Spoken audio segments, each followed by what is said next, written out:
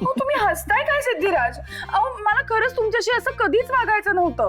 म्हणजे मला नाही कळलं कधी मी तुमच्याशी असं वागतेय. मी तुम्हाला माझ्या तालावर नाचवते, मी तुम्हाला कंट्रोल करते असं नाही वाटलं मला काय कधी. काय काय काय काय म्हणाल्या होत्या बहिणी की जमू रे आज क्या प्लॅन आहे? धीराज प्लीज हो, मला त्रास होतोय अच्छा खरंच. अच्छा अच्छा बरं बरं सॉरी सॉरी सॉरी. पण भावना अगं खरंच तू कशी असं तुला खरंच बहिणींचं बोलणं खरं वाटलं अगं? हा म्हणजे बघणाऱ्यांना असं वाटूच शकतं ना की मी तुम्हाला कंट्रोल करतेय, कारण ना तुम्ही माझी सारखी बाजू घेता सिद्धिराज. त्यामुळे लोकांना असं वाटेलच की सिद्धिराज गाडे पाटील लग्नाआधी वाघ होता वाघ आणि आता बायकोनी त्याचं माकड केलंय.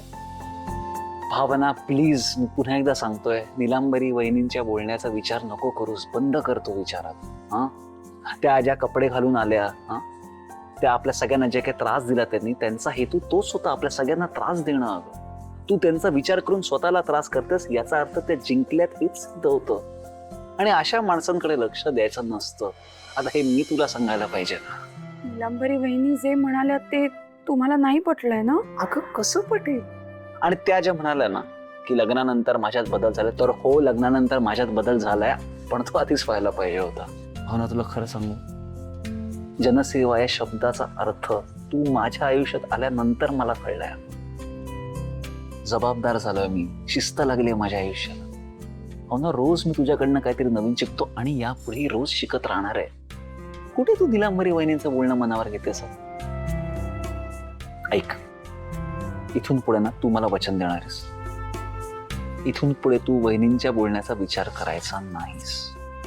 नाही करणार. मला निलांबरी वहिनींच्या बोलण्याचं खरंच खूप गिल्ट आलं होतं. कसा ग वेडाबाई तू? ठेंगुळाला काय हो? आई, काल जे सुनबाई वागल्या ते डोक्यातून जातच नाही बघ. नुसता डोक्याला ताप दिलाय बघ. साज डोक्यात विषय.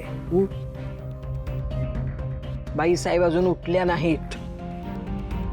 ही नुसती खाली येऊ दे, मग बघ अशी माफी मागायला लावते ना, नाक रगडून रगडून माफी मागायला लावते.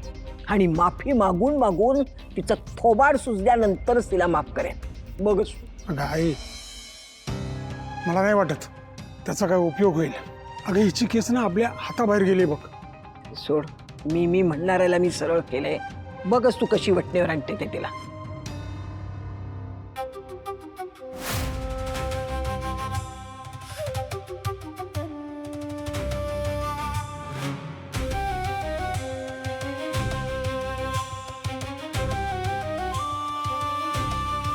सुनबाई, हा काय सगळा प्रकार आहे?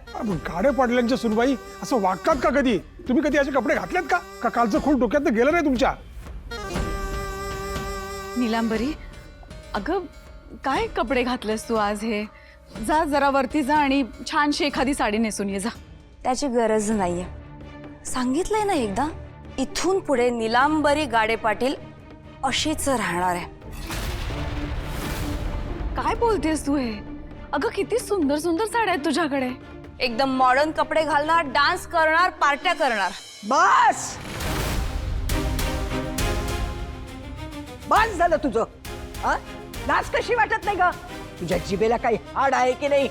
काल तिथं जेवढी अब्रू घालवलीस तेवढी पुरली नाही का तुला? हो आजी, किती ओरडताय. बीपी वाढेल तुमचा. आणि हो, असं दुटप्पी वागायला तुमच्याकडूनच तर शिकले. लांबारी, तुम्ही तुमच्या आजी सासूबाईशी बोलताय याचं भान ठेवा. तसं काय ना पप्पा, खरं तर तुमच्याशी असंच बोलायला पाहिजे. आजवर या घरात मला टोमणे आणि अपमान सोडून काहीच पदरी पडलं नाहीये माझ्या.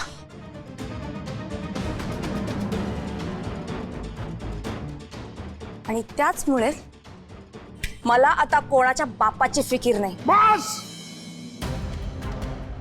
रेणुका, या मुलीला घरातून बाहेर काढ.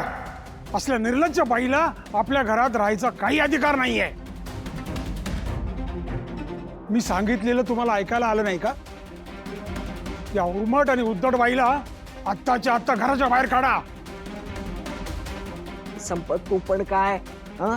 हे असले कपडे घालून इथं जे ठेर चाललेत ना ते इथपर्यंत ठीक आहे. उद्या बाहेर गेली आणि 4 चौघात जर हे असले कपडे घालून ठेर सुरू करेल मग काय करणार आहेस तू? अगं आई, या पोरीला आपण आपली सूनच मानायचं नाही. नाही नाही, तिची लायकीच नाही आहे. तिला पहिलं पहिलं बाहेर काढ. अरे संपत, डोकं ठिकाणावर आहे तुझं? अक्कल कुठं गेली? गवत चरायला गेली काय? हे बघ, निवडणुका तोंडावरती आलेल्या आहेत. ही जर अशी गेली ना तर 4 चौघात अब्रूचे वाभाडे निघतील. त्याच्यापेक्षा काही नाही, तिला घरातच डांबून ठेवलेलं बरं.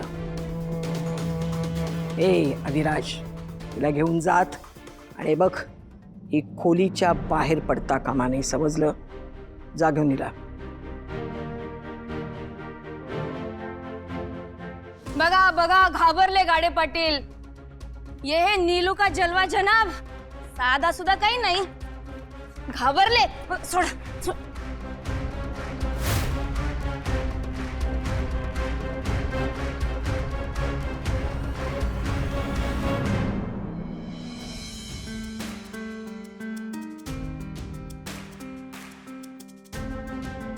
जैन सर, घाबरले ना मी. गुड मॉर्निंग जानू. Good morning Jain sir. हे काय, तुम्ही अजून आवरलं नाहीये, फ्रेश नाही झालायत. जा बघू, फ्रेश व्हा. मी पण आवरते. चला.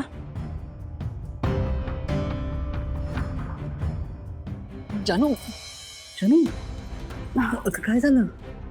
तू पड. नाही, काय कळत नाहीये, अचानक गरगरल्यासारखं झालं मला. एकदम थकवा पण जाणवतोय. जानू मला सांग, कधीपासून वाटतंय तुला असं? हे उन्हाचा त्रास झालाय का? डिहायड्रेशन झाल्यासारखं वाटतंय का? नाही हो जैन सर, मला याआधी असं कधीच झालं नव्हतं. पण माहीत नाही का, खूप अंग वगैरे पण दुखतंय, डोकं जड झालंय, हातपाय पण दुखतायत माझे. असं वाटतंय माझ्या अंगातनं ताकदच नाही आहे काही. ठीक आहे, तू बस, मी तुझे हातपाय दाबतो. हो जयंत सर, नको. तुम्ही असे माझे हातपाय किती दिवस दाबणार? आणि तसंही मला ना तुमच्याकडून ही अशी सेवा वगैरे करून घ्यायला अजिबात आवडत नाही.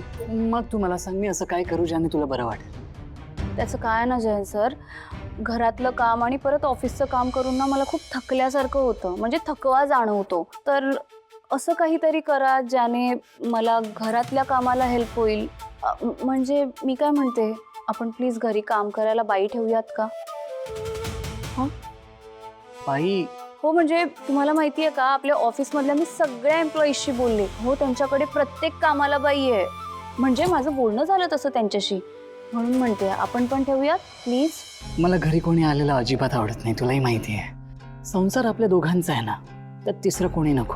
अगदी हाऊसमेड पण नको. आणि त्यात आजकाल विश्वासू हाऊसमेड कुठे मिळतात? अहो जैन सर, आपण प्रयत्न तरी करूयात आणि माझंच काम हलकं होईल म्हणून म्हणतेय. प्लीज नको ना जानू. जैन सर, हो असं काय करताय? प्लीज ठेवूयात ना आपण हाऊस हेल्प. हे बघा, जर का घरात काम करायला बाई आली तर मला हा असा थकवा जाणवणार नाही, रात्रीची माझी झोप पण पूर्ण होईल. आणि आता हे उठल्यावर जे काही झालं तेही माझ्या बाबतीत घडणार नाही, म्हणून म्हणते प्लीज ठेवूयात का? माझ्या तब्येतीचा प्रश्न आहे. ओके, ठीक आहे. पण हे बघ, लगेच डिसिजन घ्यायची गरज नाही, आपण नंतर डिसाईड करूया. जयंत, तुला कसं हँडल करायचं ना हे चांगलंच कळलंय मला. आता बघ कशी नाचवते मी तुला.